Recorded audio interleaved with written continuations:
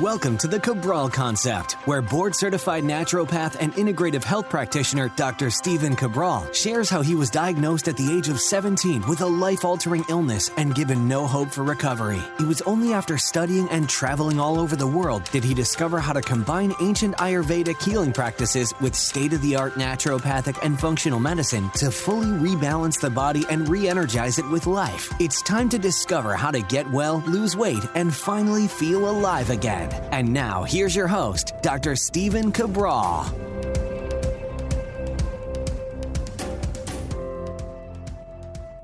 Welcome back, everyone. We're here today, brand new show, episode 2365 of the Cabral Concept. As always, thank you so much for your support. Thank you for joining me here today. We've got a fun topic for the show, and that is the best and healthiest way to brew your coffee. So as someone that enjoys coffee myself, it's kind of funny because I was, I guess, a late bloomer to coffee. I didn't start drinking coffee until about 28 years old. And my wife actually introduced me to coffee. And the funny thing is, she doesn't even drink coffee. She's not a coffee person. For the most part, she enjoys some matcha tea. But me, I enjoy the taste of coffee. So for me, I can enjoy some organic Swiss water processed decaf coffee if I want. I can enjoy some organic cold brew. I'm going to go through the different types here today. So today I'm not going to talk about caffeine and its effect on the adrenals, the effect on your body, because I've talked about that on previous shows. And just to kind of put it out there, if you're someone that gets a higher spike in cortisol, a higher spike in blood sugar, if you get more anxiety or heart palpitations, or even things like panic disorders, of course, or high blood pressure, you do not want to take caffeine in. So in this case, you can simply use decaffeinated coffee if you'd like. One word of advice though, if you do decaf, it is unhealthy to drink decaf coffee unless you're doing organic Swiss water processed. And the reason is they basically use a gasoline-based substance in order to decaffeinate regular decaf. Always use the water process where they decaffeinate it through a water-based process. You can still get the antioxidant properties and get a lot of the chlorogenic acids that I'm going to be talking about today that can help with dementia and Alzheimer's and many other actually anti-inflammatory based components of the body, which is always funny because people call them plant toxins, yet we know these specific, like they'll be on a let's say a carnivore diet and yet they still drink coffee, but these beans are somehow okay on their carnivore diet. Again, anytime you hear someone using the word plant toxins, always think about that with a grain of salt, since especially in this particular case, we know how beneficial it is for everything from literally type 2 diabetes to cardiovascular disease to Alzheimer's, dementia, etc. But that's not today's show. I've done many shows on that before. What I want to share with you is just if you are partaking in coffee, what you want to do is just keep your milligrams under 200 milligrams per day. That's always a big recommendation that I give to people.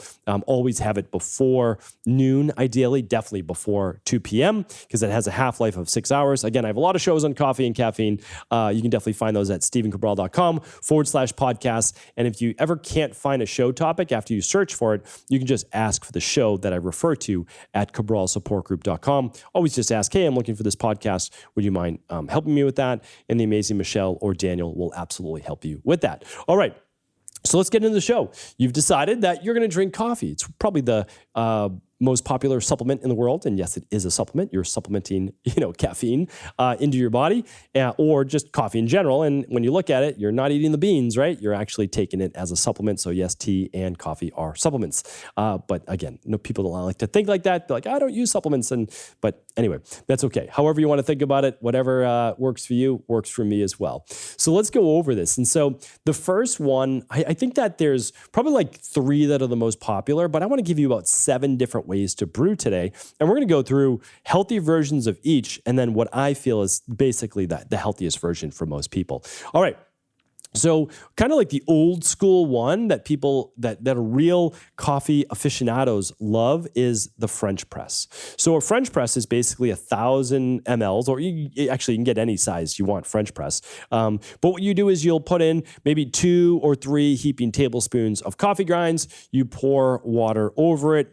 In this case, typically boiling hot water, or you'll do a little less than boiling, so you won't actually create as much acrylamides, and that's a good thing. So one tip right off the bat, again, again, my job is to give you tips. Don't use boiling water when you're making coffee or tea, especially not tea. So and I know people like it super hot, so I get it. If you want it super hot, well, then you're going to use boiling hot water. The difference is, though, the hotter the water in terms of boiling, the more acrylamides are formed. And acrylamides are the same things that are in like burnt foods. And so we want to just be careful with that, okay? So you don't have to use boiling water. You can use just below it and still very hot. You can't drink boiling water anyways, right? So you can certainly use a water that's just below that. And so what happens with this particular form of brewing is that the water directly mixes with the coffee grinds and you let it sit. Now, the longer you let it sit, like over 10 minutes, the stronger the coffee is going to be. The more access, the more time it has to sit with the grinds, the stronger the coffee. If you want a weaker cup, you'll use less grinds, or you won't allow it to sit as long. And then the French press has a little bit of what's called like a mesh filter. Excuse me. So typically it's like a stainless steel one. And then when you're ready, you press that filter down, right? And then you pour through it, and the filter catches most, but not all. It catches most of the coffee grinds. And one of the benefits of the French press is you get more of the chlorogenic acids. So these are the specific, let's call them powerful antioxidants and plant-based phytochemicals that people call toxins, of course, that have been shown to be protective against things like dementia, Parkinson's, Alzheimer's, diabetes, et cetera. Type 2, of course, that we're talking about. So that is that. It can yield a very strong cup of coffee. So that's why I'm not going to give you too much on the caffeine amount today, because if you added a couple extra scoops and a little less water of grinds, it's going to be a more caffeinated cup, right? But on average, it's just a normal amount. You'll get like 120 or so milligrams per cup with a typical dosage of like 2 tablespoons for every, let's say, 6 ounces of water or so, okay? So again, we get these things called dioxins, which I'll talk about in just a moment, that can be an issue because, and I don't want to get too in depth on this, but I will in just a moment. Actually, let's move to it now. All right. So the second most popular is drip coffee maker. All right. So what's the difference between a French press and like your typical drip coffee maker, where you put in a filter and then you put coffee grinds in, and then you allow the boiling hot water, or typically not boiling, but very hot water, to go through?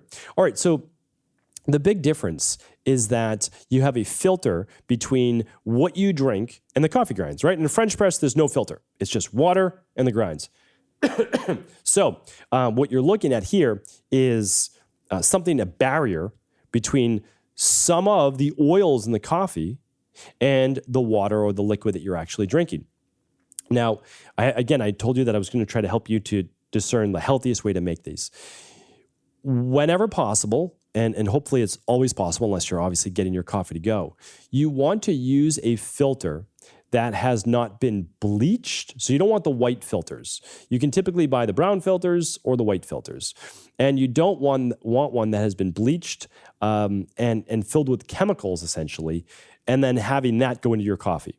So typically the brown filters will say unbleached, no use of chemicals, etc.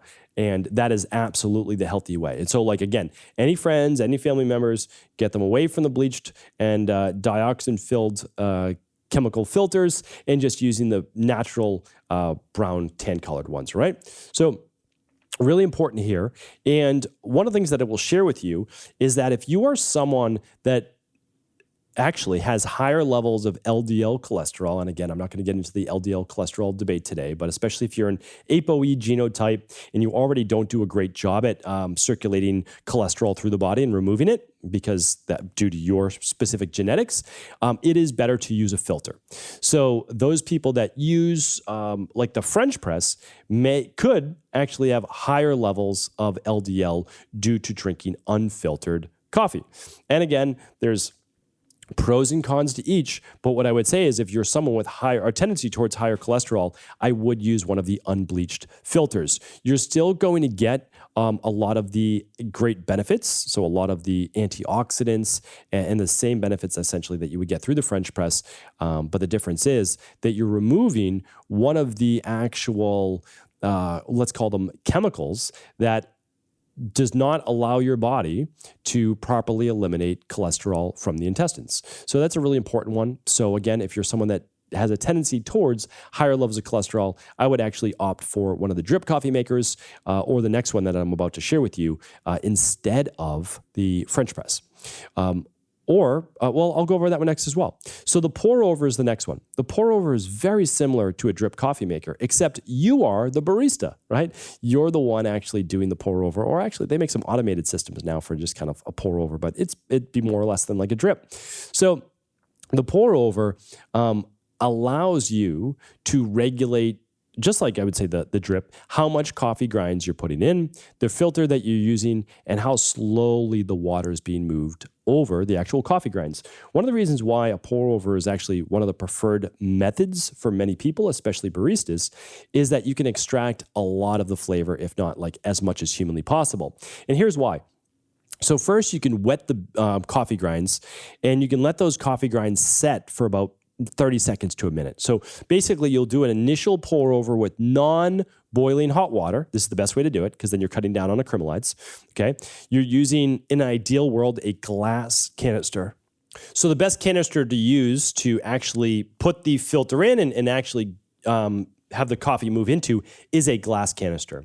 So you really do want glass. You don't want a plastic for any parts really of your coffee maker. So if it's a drip, you want a glass-based bottom to it as well. And a French press, of course, you want glass, but they do make plastics, believe it or not. The problem is when you're pouring hot water into any type of plastic, even if it says BPA free, those plastics are going to mix, those molecules are going to mix into the water.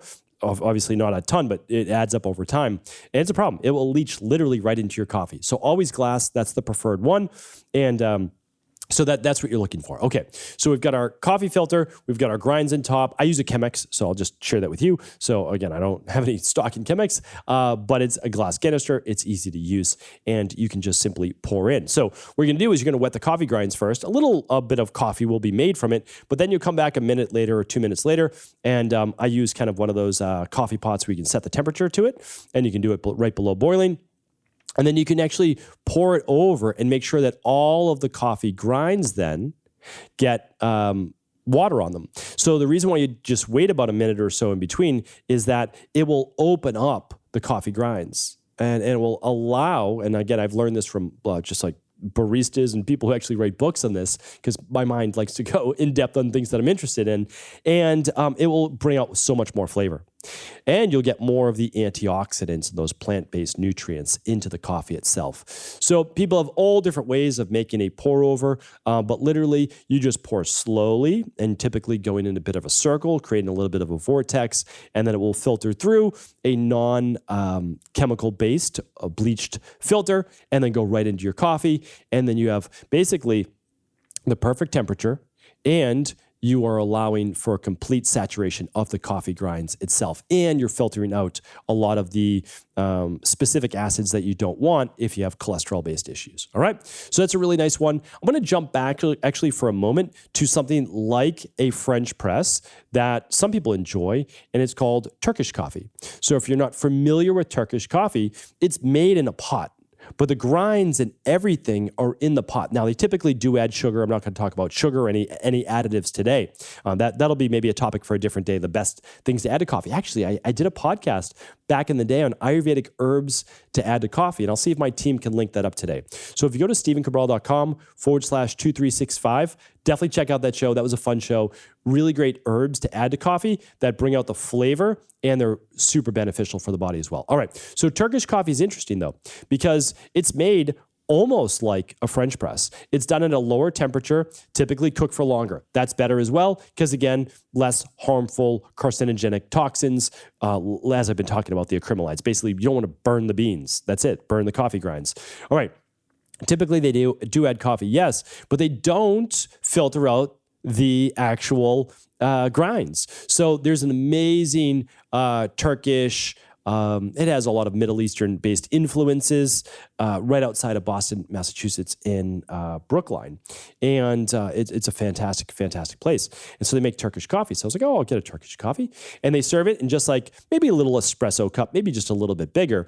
And it is a concentrate. There's no doubt about it. But as you start to get towards the bottom, it's all grinds. Like and for me, that does not work, right? With someone with a background with histamines and mastocytosis, even though I'm good now, some things can still set it off if I go a little bit too far. So anybody with histamine-based issues, mastocytosis background, you'll want to make sure that you use a filter for your coffee, all right? So if you want as many antioxidants as possible, don't use a filter. But if you want to cut down on the histamine tolerance, you will use a filter for sure. All right. So I just want to add that in. Turkish coffee can be quite high in caffeine as well because it is concentrated. There's no doubt about that. All right. So we've gone over 4. I want to go over one more. Actually, we'll go over a couple more, but I want to go over cold brew. So cold brew started getting popular, I don't know, maybe 5 years ago, 6 years ago or so, maybe more, but somewhere right around there. But it's been around for a while. And it's basically just like it sounds. You're doing a minimum of 12 hours. So you're doing typically an overnight minimum 12-hour brew where you are simply mixing coffee grinds with cold water. So it's a cold extraction process. It takes much longer. So hot water will immediately extract the flavor, the antioxidants, the caffeine from the beans, but cold won't. But it will do so over the course of 12 plus hours. Now, I typically always recommend 18 to 24 hours. And for most people, I just say, listen, one day, that's it. So if you want it, make it at 8 a.m. that morning for the next 8 a.m. the next morning. You really want 24 hours to get a good solid cold brew. Now, if you cold brew something for 48 hours, it's going to be super concentrated and really high in caffeine. Typically, cold brews in general, since we'll call it steeping, since they're extracted or steeped longer, they're going to have more caffeine. So remember, the French press that you leave longer, the Turkish coffee that you leave longer, the cold brew that you leave longer, the more time the beans are in contact with water, the higher the caffeine. All right. So believe it or not, espresso is about half the amount of caffeine as a small coffee. So it's like 70 milligrams of caffeine versus like 140. And the reason is there's not a whole lot of contact time with that espresso as well. It's typically smaller amount of grinds, you could say as well, but it's less contact time, right? It's pushed right through. So that's cold brew. Cold brew, what are some of the benefits of cold brew? Well, if you have acid reflux, if you have, gastritis, if you got stomach-based issues, cold brew is certainly your absolute best choice. The reason is it is like 2/3 less acidity than coffee. So it's going to taste different as well. Cold brew tastes dramatically different than any other type of coffee. It has more of, some people refer to it as like a sour taste. I guess I would refer to it the same way. I don't think it tastes sour. I like cold brew, but certainly it doesn't have a bitter taste. We'll put it that way. Coffee has more of a bitter taste. That's how it's supposed to taste. It's actually a good digestive for that reason. But cold brew, let it brew 24 hours. It's less acidic. You still get all of those great antioxidants. You don't get as many of the, you don't get any of the harmful acrylamides. So there's a lot of benefit there as well. Just keep in mind, it's going to be more caffeinated. So you might want to dilute it with more water as well if you feel it's too caffeinated for you. Okay. Espresso, I'll just go over quickly. Really high heat, high water, high pressure being pushed through, high heat, high water, and it's making you a concentrated shot of coffee, but called espresso. And what's the difference with that? Well, you're getting still a lot of the antioxidants. There's no doubt about it, but you're getting more of the acrylamides. So I'm not actually the biggest advocate of espresso. And the reason is because of the higher temperature, higher heat, moving that water through under pressure, potentially creating more acrylamides. Again, I know a lot of people love it. It's just not my recommendation in terms of the healthiest forms of coffee. I can't recommend it as a healthier form, even though I know, again, a lot of people love it, or even make an Americano out of it by adding more boiling hot water. It's less caffeine for sure. There's no doubt about it. There's less of it. I would just say at that point, you might want to do a half decaf. I have a whole podcast as well on how to wean off of caffeine. I would definitely, while still drinking coffee. So we'll try to link that up today as well, how to wean down your caffeine intake at stephencabral.com/2365. Well, I'll do one more. I was debating on whether doing this or not. There's a percolator. So a lot of people, it's kind of old school, right? My grandparents used to use a percolator, but essentially it keeps coffee and your coffee hot for hours and hours at a time. But what it is it's still, it's very similar to a French press. Let's think of it this way. It's an electric French press. That's really what it is. So your coffee grinds are sitting with your water. And then what you're doing is you're pouring it out and it's filtering out those coffee grinds. So, again, you can get a lot of the same benefits. You get a lot of the same downsides, the acrylamides, the longer high heat. You've got I don't know if you want to say it, but it's basic, it's electrical, right? So you at least have some type of electrical based radiation. I wouldn't say it's going overboard on that, but certainly I would look into that, and it's typically much higher caffeine because it sits longer with the grinds. So if you've ever seen that big metal thing sitting on the counter, that's a percolator. All right. So I'm going to keep it at that for all of my recommendations for today. I've got lots of more obscure ones like AeroPresses and items like that. AeroPress is fun. You can travel with it. It's easy to use, but there's plastic contents to it.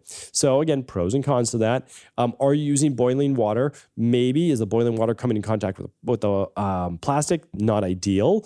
But it is lower in caffeine as well. So it's more like the same amount of milligrams as in a shot of espresso than it is as a cup of coffee. So if you like to have multiple cups of coffee, well, you could do an AeroPress coffee, right? Add a little bit more hot water to it to fill it up. Literally only takes 30 seconds to make. And then you could do another coffee if you wanted to, a half hour later, and you're only going to get the same amount of milligrams as one coffee. So for people that like to have a couple cups of coffee and it's caffeinated, certainly that you could look at that. But again, since it's plastic, since most people are doing boiling hot water, although if you don't use boiling hot water, then it's not as bad. And it has lower caffeine. So there you have it on an AeroPress. I'm happy to review any other ones on like a Friday review. I do get into these things, and coffee to me is like one of those things that I get into, and I don't drink very much of it. I have literally, I pour them out, of course. I do 7 ounces. That's it. Every single morning. It's exactly 7 ounces. No more, no less. It's under 140 milligrams of caffeine, and oftentimes I'm just doing half decaf. So that's what I do personally. But how do I brew it? All right, so I have 2 favorite ways for brewing for myself. You may have already thought about it, but I do a pour over. So the cleanest way I believe to make a cup of coffee is with a pour over. You can regulate temperature. It's being poured into glass. You can use an unbleached filter. And the very first time I learned about a pour over coffee was actually in Costa Rica, somewhere around circa 2005, 2006. And they actually used almost like a cheesecloth, but it was thicker. And they poured it through that, and it was Costa Rican coffee. It was the greatest coffee I've ever had in my entire life. And I was sold. I was like, this is what I want. So I actually bought the old school wood canister thing with a little cheesecloth bag, and I started making my own back in 2007, 2008, and it was phenomenal. But it breaks down over time. It's obviously not the most efficient. Then they came out with these things called like a Chemex or pour over. So that's what I use today. That's definitely my favorite for sure. That's what I make on the weekends when people come over, although I have a French press as well because some people if you're looking for a deep, rich cup of coffee, the French press for sure is that. My recommendation if you're using a French press is that you just don't use boiling water. That's it. All right, so you can get a deep, deep, rich cup out of that. But I also drink cold brew. So the difference is with cold brew, I use very little. It's because it's already concentrated. So one of my favorite things to do during the warmer months, I'll do cold brew. I'll make an iced one in the morning instead of the Chemex because my body runs hot in the summer. But I dilute it. I literally add 16 ounces of water to it. So now I get this massive amount of hydration in my body. And people are like, well, how much water are you drinking? Well, I drink a lot of water the first half of the day and then not as much. Now, I still drink water the second half of the day, but I drink the majority of that first half of the day before 1 p.m. or so. And so, again, you can make any variation, essentially, as I shared with you today, healthier by eliminating plastic, by using unbleached filters, by also using organic Swiss water process decaf if you're using decaf, and then organic beans for the most part in general. I give a lot of my recommendations again at stevencabral.com/resources. They're always right there. But if you stay away from the bleach filters, you stay away from the overboiling, too hot water, I think that you're going to be okay. And again, if you're dealing with higher levels of cholesterol, especially if it's part of that cholesterol regulating factor in that ApoE genotype that I spoke about before, I'll link up that podcast as well today. You're going to want to use a filter. But if you don't, and you don't have any histamine-based issues, well, then a French press could be very appropriate. All right, so I'm going to link up previous podcasts today at stevencabral.com/2365. If there's any questions, always let me know. You can ask them right on this post on YouTube, on Instagram. You can ask them at cabralsupportgroup.com, and we'll do our absolute best to get back to you. Thanks so much. Have a great day. Feel free to share this show with anyone you believe it could serve. Take care. Ever wonder what the best sauna, blue blockers, sleep trackers, wake lights, salt lamps, or other health gadgets are? Or what about the top non-toxic mattresses, sheets, soaps, bath products, toothpaste, and cookware? Or would you like to know the cleanest choices for hemp parts, meal delivery services, supplements, and much more? I personally curated, researched, and now created a resource page of all of my top picks that continues to grow each week. These are the exact products I use in my own life, with my family, in my private practice, and they're the ones I trust. To find out all of my up-to-date recommendations and all the details, simply head on over to stevencabral.com/resources.